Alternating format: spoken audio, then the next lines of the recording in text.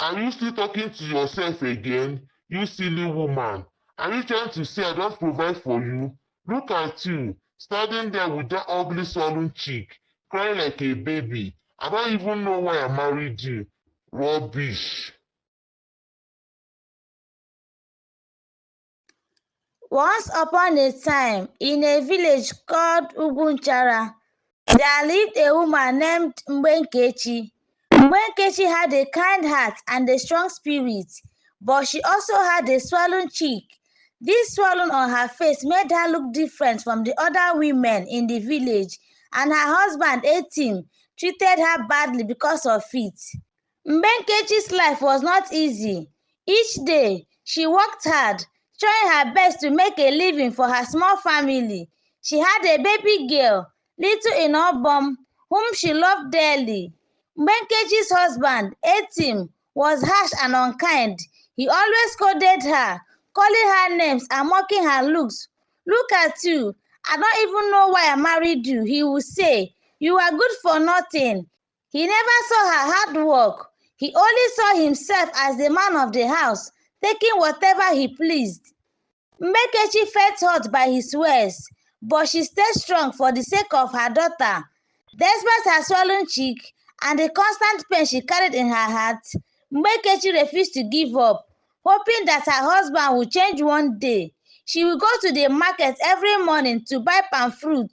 She would bring them home, carefully crack each palm nut, and separate the kernels. It was tough work, but Mbenkechi did not mind. She was determined to make some money to take care of Inobom. After hours of cracking palm kernels, Mbenkechi would gather them into small bags and go to the market to sell them. The little money she made was all she had to keep for her and her baby going. But as soon as she returned home with her earnings, Etim would snatch the money from her hands. "Give it to me," he would shout, leaving Mbenkechi with nothing but tears in her eyes. He would spend the money however he wanted, never caring about the needs of his wife and child. One evening, after a long day of work, Mbenkechi was sitting in the compound. She had an album strapped to her back, gently rocking her to sleep. The baby's tiny breath and peaceful face were the only things that brought Mbenkechi a bit of happiness, but deep inside, her heart was filled with sorrow.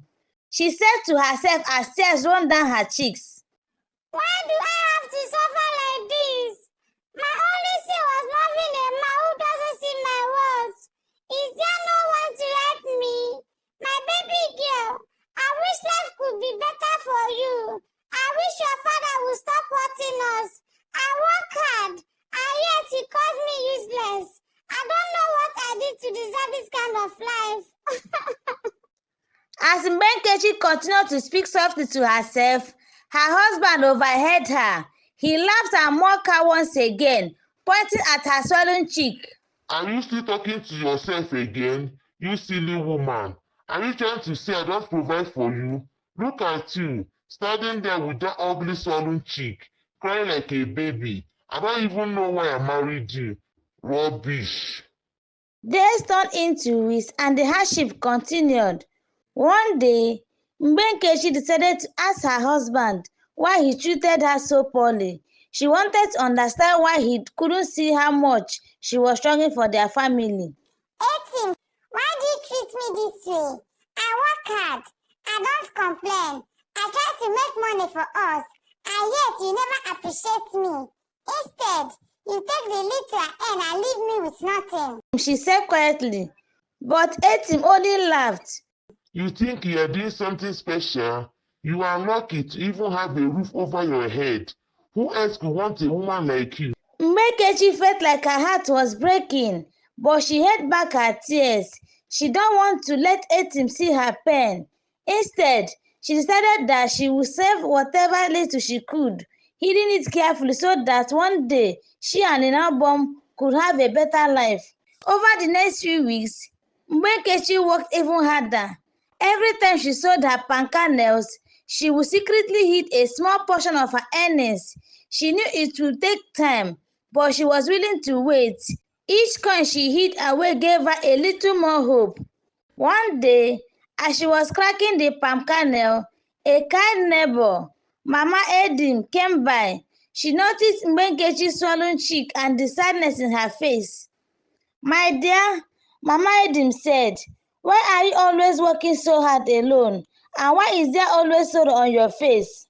Mbenkechi looked at the kind woman and couldn't hold back her tears anymore. She told Mama Etim everything about her husband's insult, the money he took from her, and how he made her feel worthless. Mama Etim shook her head sadly. "Mbenkechi, you are a strong woman. Don't let anyone make you feel less than you are. You are doing an amazing job raising your daughter, and you are worth more than gold."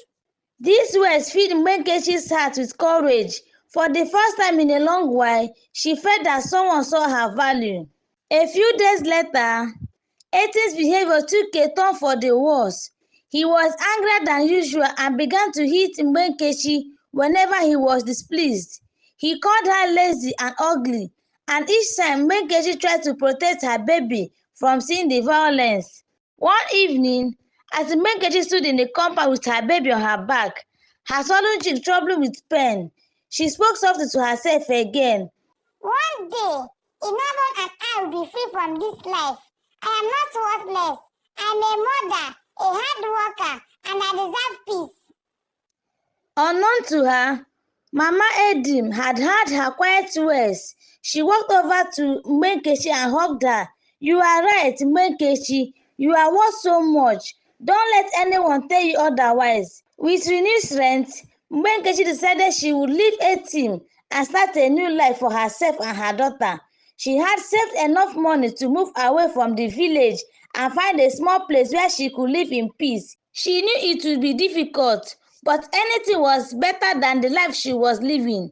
One early morning, before the sun rose, Mbenkechi packed her belongings, wrapped Inabon warmly on her back, and quietly left the house. She did not look back, and as she walked away, she felt a weight lifting off her shoulders. She was finally free. In her new home, Mbenkechi worked even harder, but this time, her work was for herself and her daughter alone. No one was there to insult her or take her earnings. Gradually, she began to heal, both inside and out. Her swollen cheek remained, but now it did not matter. She knew she was beautiful and strong in her own way. Mbenkechi and Inabon lived happily, surrounded by peace and love. She taught her daughter to value herself and never let anyone make her feel small. Moral lesson: the story teaches us that everyone deserves respect, kindness, and appreciation. No one should be treated badly for how they look or be made to feel worthless. Mbenkechi's courage shows that even in difficult times, we can find the strength to stand up for ourselves and seek a better life. Remember, true strength comes from within, and everyone has value, no matter what they look like. The end. Thank you guys for watching my stories, and please come back for more interesting stories. I love you.